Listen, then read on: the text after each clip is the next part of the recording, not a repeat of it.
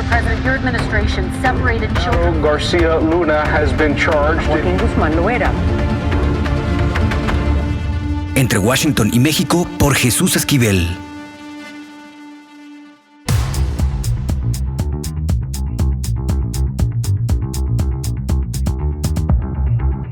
¿Qué oles? Bienvenidos a Entre Washington y México.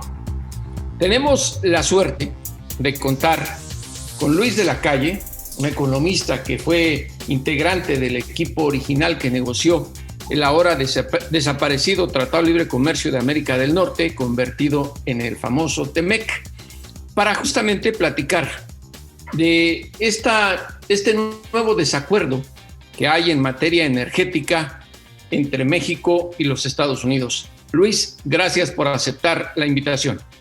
Jesús, ¿cómo estás? Encantado de estar contigo y con tu auditorio.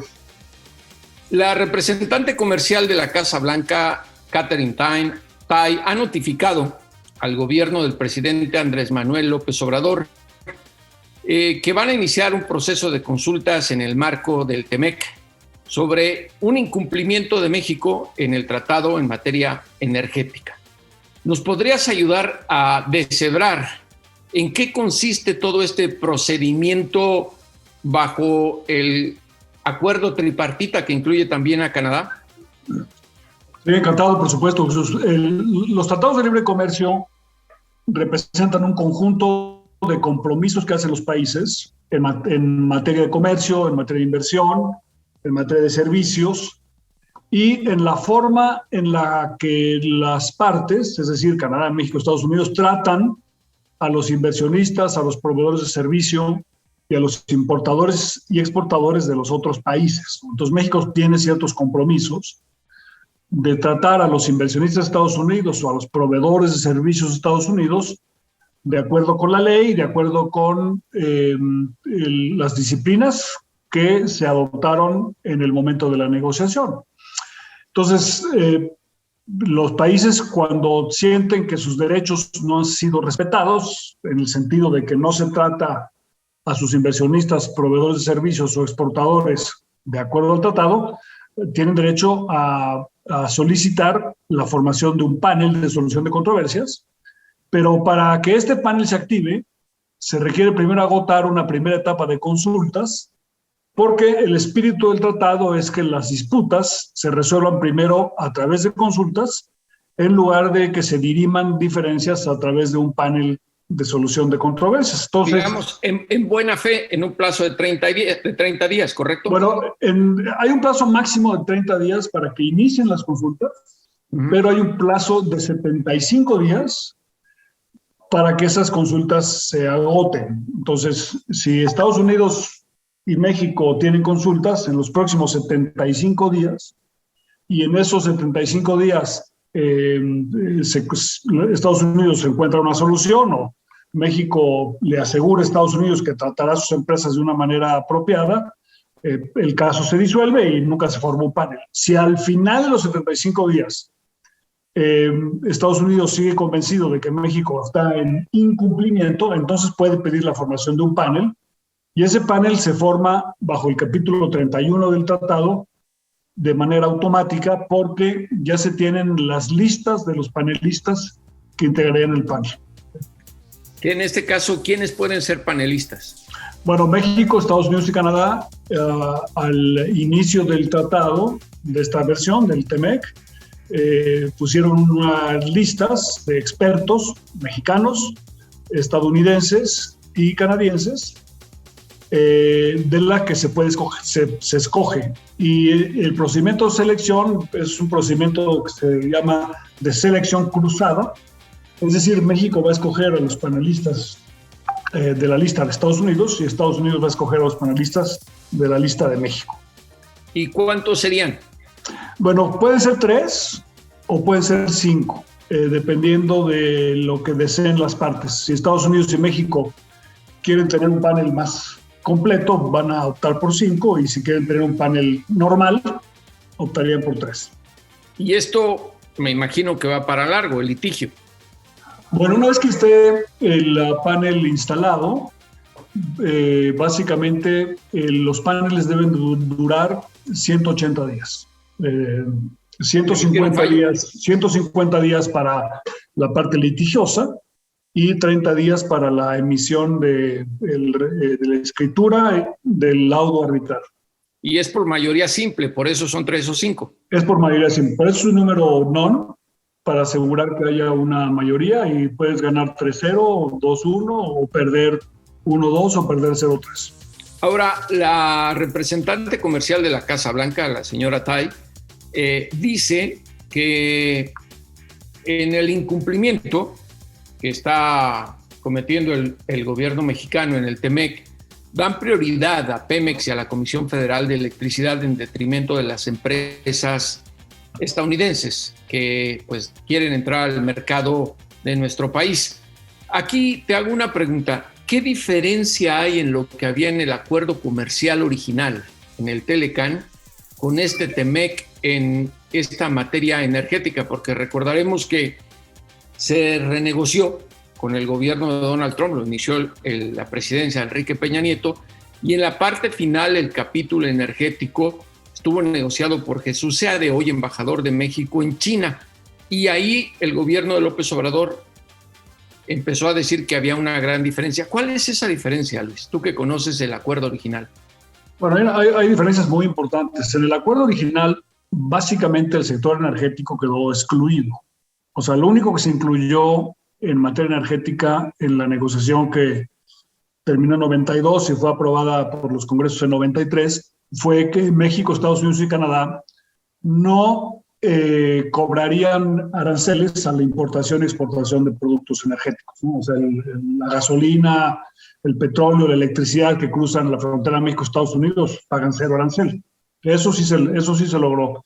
Pero todo lo demás en materia de apertura para inversión o provisión de servicios en materia energética, en el caso mexicano, quedó reservada como actividades exclusivas para el Estado mexicano, donde no hay inversión privada, ni mexicana ni extranjera. Ese es, digamos, el tratado original. En este tratado, el TEMEC se negoció posterior a la reforma constitucional de 2013, en la que se permitió la participación privada para la provisión de servicios y para la inversión en México en el sector energético, de manera directa a través de distintas modalidades, incluidos los contratos para la explotación de bloques en el Golfo de México y en territorio nacional, ¿no? En materia de hidrocarburos. Este tratado también se negoció, hay que recordar, post el acuerdo transpacífico. Uh-huh. Y en el acuerdo transpacífico, México consolidó la reforma constitucional de 2013 en su mayor parte. Entonces, cuando en la transición, después de la victoria del presidente López Obrador, el 1 de julio de 2018, entra el embajador Seade como parte acompañante del equipo negociador mexicano. Lo que se hizo fue cambiar el formato del capítulo de energía, sobre el cual ya se había avanzado mucho, reducir el capítulo de energía, que es el capítulo 8, a 3 párrafos, y las demás disciplinas en materia de energía quedaron, digamos, dispersas a lo largo del tratado. Ese capítulo 8 dice 2 cosas que son importantes y que van a ser materia de la discusión que hoy en día se va a tener. Una es, Canadá y Estados Unidos reconocen el derecho de México de modificar sus leyes y su constitución en materia de hidrocarburos. El texto del articulado dice en materia de energía, pero el título del capítulo 8 se refiere solamente a hidrocarburos. Entonces, una lectura, digamos, armónica, te diría que ese derecho que reconocen Canadá y Estados Unidos se refiere solo a hidrocarburos y no a todo el sector energético. Pero además, esa frase viene añadida de otra frase que dice, coma, sin prejuicio a los derechos que Canadá y Estados Unidos tienen amparados por este mismo tratado. Entonces, México tiene derecho a modificar su legislación, pero sin perjudicar los derechos que ya tiene adquiridos Canadá y Estados Unidos. Entonces, hay que ver, digamos, el resto del tratado para ver si hay ahí algunos otros derechos. Y el artículo 32.11 dice, el artículo 32.11 dice, México extenderá a Estados Unidos los mismos derechos que ha extendido en la última negociación comercial que ha hecho México. Y la última negociación comercial que había hecho México en ese momento era el Acuerdo Transpacífico. Entonces, Canadá obtiene los derechos en materia de energía, tanto hidrocarburos como electricidad, a través del TPP, del Acuerdo Transpacífico, y Estados Unidos indirectamente a través del artículo 32.11, en el que México otorga los derechos que había otorgado en la última negociación. Entonces, digamos, es un poco el origen de la confusión, porque como se deshizo el capítulo de energía, se incluyó esta cláusula en el artículo 32.11, que es la base sobre la cual los Estados Unidos litigaría en caso de que llegáramos a un panel. Es decir, en otras palabras, Luis, México, así como firmó el acuerdo y lo ratificó el presidente el 8 de julio en la Casa Blanca con Donald Trump, sí permite las inversiones del sector privado estadounidense, pero también tiene el derecho a modificar sus leyes, ¿correcto? Sí. Los tratados de libre comercio no impiden a los países modificar su marco jurídico, pero una modificación sí puede implicar una violación de los acuerdos. Entonces, tú, por ejemplo, puedes modificar tus leyes, puedes, a sabiendas de que estás violando un tratado, pero esa modificación tiene consecuencias porque puede implicar una violación, y las violaciones tienen consecuencias porque pueden implicar un sistema de toma de represalias para restablecer el equilibrio original de la negociación. O sea, los laudos arbitrales, aunque sean negativos, no te obligan a que tú cambies tu legislación, pero sí le permiten a la parte agraviada tomar represalias con el objeto de que se restablezca el equilibrio de la negociación. Ahora, en México tiene derecho a modificar su legislación en cualquier materia, energética o cualquier otra, en etiquetado, lo que tú quieras, pero Estados Unidos y Canadá tienen derecho a restablecer el equilibrio de la negociación si ellos esperaban que esta apertura les iba a implicar una oportunidad adicional. Ahora, sin nosotros especular quién tiene o no la razón y el resultado final de los integrantes de este panel, ¿cuáles podrían ser las represalias o castigos para mantener el equilibrio? Bueno, depende del tamaño de la violación, ¿no? Las represalias tienen que ser proporcionales a la denegación de acceso que implique una cierta medida. Hoy en día ha habido ya 4 casos en materia de disputas en el contexto del TEMEC. Uno de ellos, por cierto, solicitado por México, que es sobre la interpretación de Estados Unidos en la aplicación de las reglas de origen para automóviles.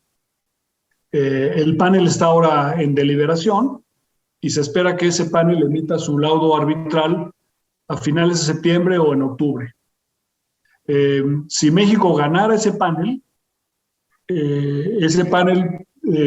México tendría que hacer una estimación de cuánto le implica en materia de pérdida de exportaciones la interpretación más estricta de la regla de origen que tiene Estados Unidos en materia de automóviles. Entonces, vamos a exportar en lugar de, estoy inventando los números, en lugar de 20,000 millones de dólares, exportaríamos 16,000 millones. Bueno, el impacto es 4,000 y entonces puedes tomar represalias por 4,000 millones de dólares. Entonces, si México perdiera un caso de energía, tendría que analizarse de qué tamaño es la merma que se le hace a Estados Unidos y potencialmente a Canadá, porque Canadá va a tener 30 días para decidir si se sube a la queja de Estados Unidos. Hay que recordar que cuando México hizo el caso de reglas de origen de automóviles, Canadá se acabó subiendo y hoy en día es un panel trinacional. Y es probable que Canadá se suba no sabemos, pero puede legalmente subirse al de energía también. Entonces, Estados Unidos y potencialmente Canadá tendrían que estimar de qué tamaño es la pérdida y entonces la represalia debe ser proporcional a ese tamaño. Y el número de integrantes del panel aumentaría, ¿no? Podría ser... No, bueno, podría ser 3 o podría ser 5, podría ser 3 o podría ser 5, pero en ese caso ya tendremos panelistas trinacionales, ¿no? ¿Y de cuánto es el monto más o menos moneda, en dólares, la relación energética? El problema de esta queja de Estados Unidos es que implica violaciones no es una violación, sino que son muchas violaciones las que están alegando. Por ejemplo, el caso de reglas de origen de automóviles es una violación, que Estados Unidos exageró en la forma en la que como contabiliza la integración de valor agregado nacional, ¿no? Aquí yo no las he contado, pero son entre 8 y 10 violaciones las que está alegando Estados Unidos. Entonces habría que ponerle un monto a cada una de ellas. Entonces pueden ser montos relativamente elevados. Ahora, hay algo que, por lo que tú estás explicando, me crea cierta confusión. La representación comercial de la Casa Blanca habla de faltas, por ejemplo, de la regulación adoptada en México en 2019, que fue el año en que se ratificó el TEMEC en la Casa Blanca, ¿no? Con la firma del presidente López Obrador y la de Donald Trump, en ese momento primer mandatario de los Estados Unidos. Pero también una adoptada en junio del año pasado, que supuestamente le da ventaja a Pemex y a la Comisión Federal de Electricidad para el uso de la Red Nacional de Transporte de Gas Natural. ¿Esto también encaja por todo lo que has explicado, Luis? Sí, porque, digamos, bueno, potencialmente eso es lo que se va a litigar, no quiero adelantar yo un juicio, pero, lo que va a alegar Estados Unidos en esos casos es que las regulaciones propuestas por la Secretaría de Energía violan el trato no discriminatorio en contra de empresas de Estados Unidos, porque son regulaciones que están hechas expresamente para favorecer a la Comisión Federal de Electricidad y a Pemex. Entonces el alegato va a ser, oye, esa regla que tú estás tratando de poner para el uso de gasoductos desfavorece al proveedor americano de gas y al consumidor americano de gas en territorio mexicano, y con el objeto de favorecer a CFE y Pemex. Entonces, el tratado no dice en ningún lado que Pemex y CFE no puedan competir, pero tienen que competir en los mismos términos que otras empresas. Y entonces lo que argumentaría Estados Unidos es que esta regulación está construida, su arquitectura, para favorecer a las empresas del Estado mexicano. Por lo que dijo el presidente López Obrador, que no hay miedo, ¿tú crees que esto se vaya a concretar así, que no llegue a nada? Bueno, yo creo que México, Estados Unidos y Canadá deben acostumbrarse a tener litigios y diferencias, ¿no?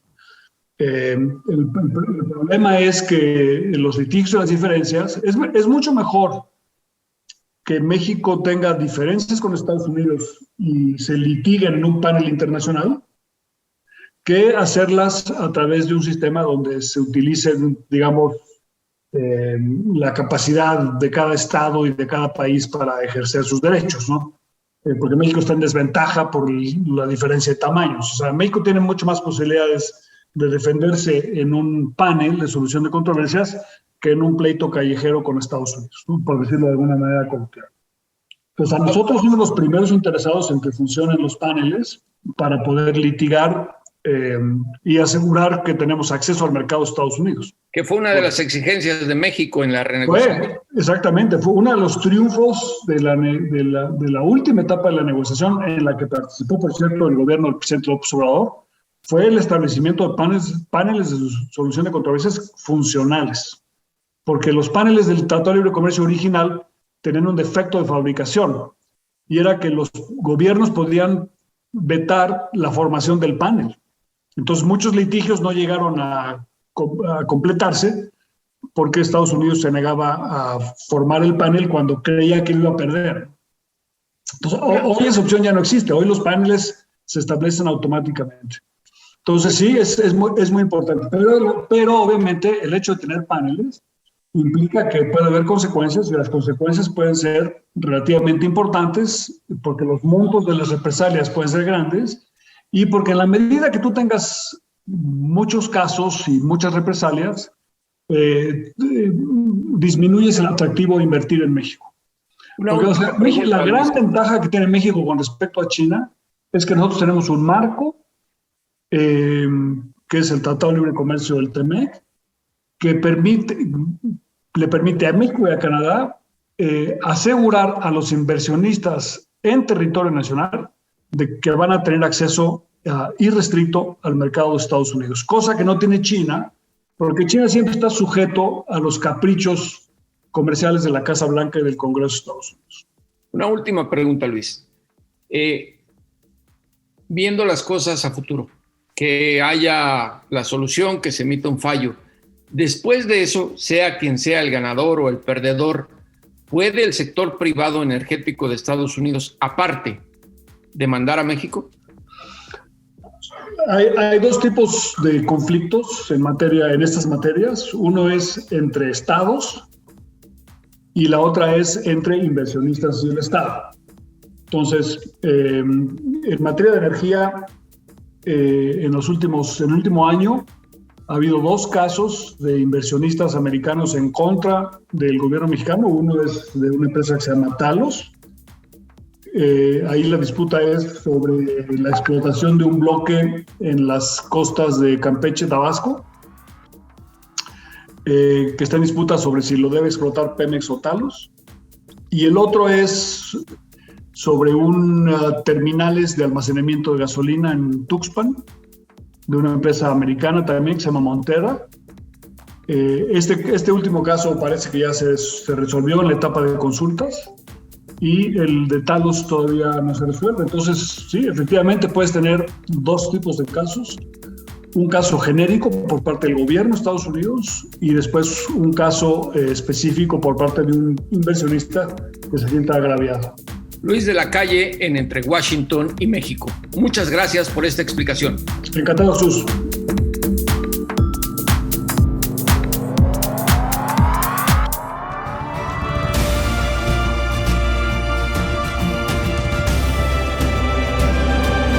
Entre Washington y México. Volvemos. Pucha Play con Gonzalo Lira.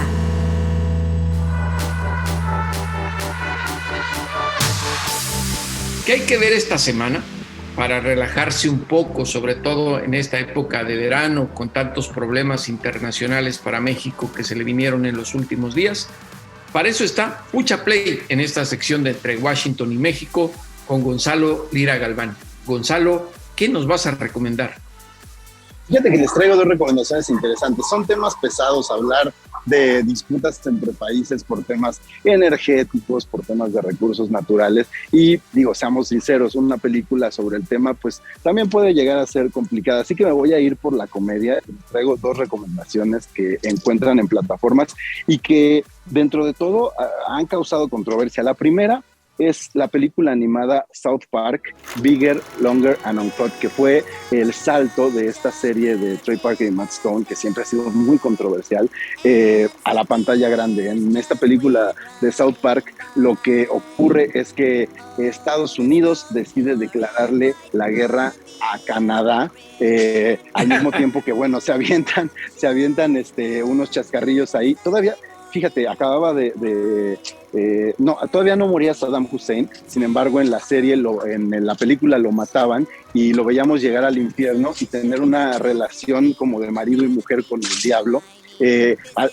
así está el tono de esa película, pero lo que es muy divertido es que parodiando las diferencias entre los canadienses y los estadounidenses, se prestaba para criticar realmente a Estados Unidos y ver a Canadá como ese hermano incómodo que constantemente les hace ver sus errores. Yo les recomiendo mucho esta película, pero a ver, no porque sea animada, es para toda la familia, Jesús. Es una película bastante subidita de tono. Una sátira cruda, ¿no? Una sátira muy cruda y bueno, ya si les gusta, pues que le entren a la serie porque se han burlado de todo. No han dejado muñeco con cabeza porque hasta Tom Cruise, que es el intocable dentro de Hollywood, alguna vez le dedicaron un episodio en el que Tom Cruise casualmente se quedaba escondido en un closet. Con eso te digo, el tipo de críticas que llegan a hacer, siempre, no diría fino, porque no son finos, son bastante vulgares, pero siempre muy discretos respecto a lo que quieren decir. Esa sería una. Y la otra es una película que terminó convirtiéndose en un suceso fuera de la pantalla. Se trata de La Entrevista o The Interview, una película de James Franco y Seth Rogen que contaba la historia de dos presentadores de televisión, su productor y el presentador de un noticiero, que consiguen una entrevista con Kim Jong-un y deciden lanzarse a Corea del Sur. Y cuando conocen a Kim Jong-un resulta que es un niñote, que los admira, que quiere, que básicamente lo que te demuestran ahí es que él quiere ser como los estadounidenses, le gusta la música de Katy Perry, le gusta vestirse como los raperos de Estados Unidos. Y entonces la película es divertida, es bastante inocentona en su crítica, pero lo que terminó causando revuelo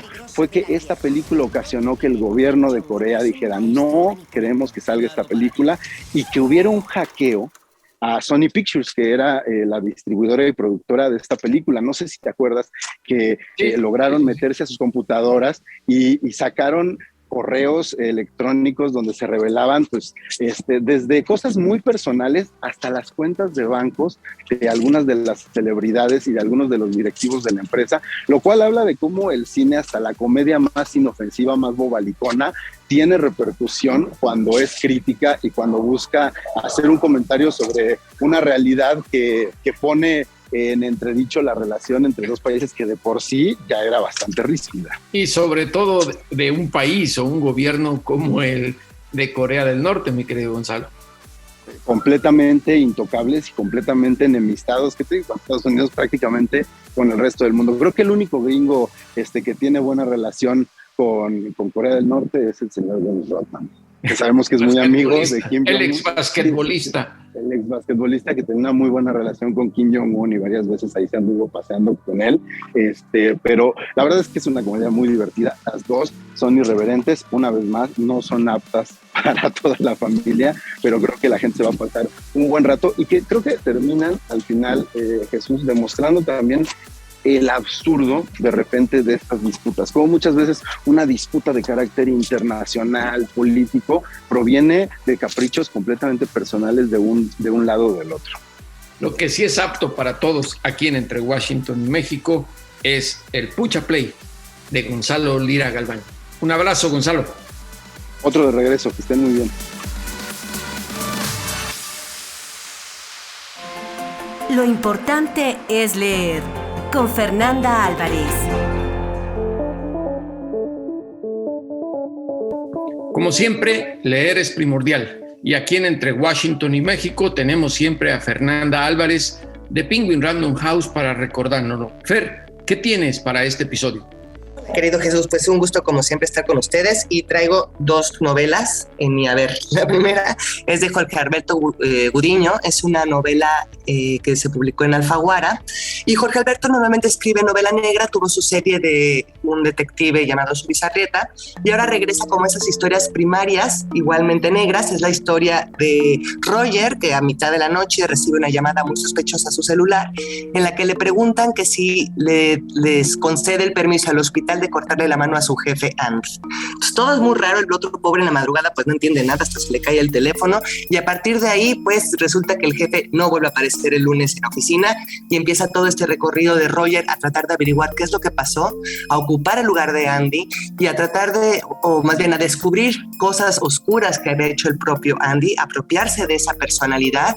Y hay una cosa muy interesante que tiene la novela, que es como se dedican a la publicidad, él empieza a indagar también en la basura que tenía Andrés, que consumía él. Entonces es como un mix de suspenso, por supuesto, de entramados que la ex también se mete, de descubrir personalidades, y este tema de la basura que es como muy interesante porque resulta que ya no somos lo que comemos, sino lo que tiramos. ¿Y la segunda obra que nos tienes, Fer? La segunda lo tratan más como memoir, pero la verdad es que se lee como ficción perfectamente. Es una autora española que se llama Ana Iris Simón y su novela se titula Feria. Y es el viaje que hacemos con esta autora, con Ana Iris, a través de su familia en este pueblo que está en La Mancha. Entonces reconocemos o vamos conociendo a los abuelos, a la madre, al padre, a los hermanos. Es una historia muy entrañable, cómo van muriendo. Es una historia normal, pues, ¿no? Puede ser la historia de cualquiera de nosotros, pero circunscrita en un pueblo en La Mancha, y tiene una escritura muy aguerrida, pero a la vez muy conmovedora. Entonces es Ana Iris que desde su infancia nos va contando hasta llegar a la adolescencia y al crecimiento que tiene también ya al lado de su hermano, y ver cómo la familia se ha convertido ya en otra cosa, justo porque pues los abuelos han muerto y porque la vida sigue, ¿no?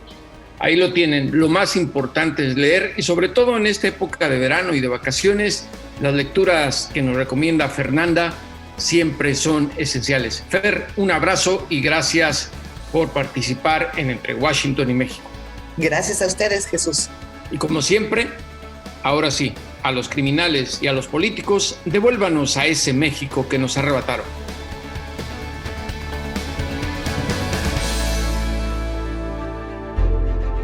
Esto fue Entre Washington y México. Una revisión semanal por la agenda bilateral y sus protagonistas.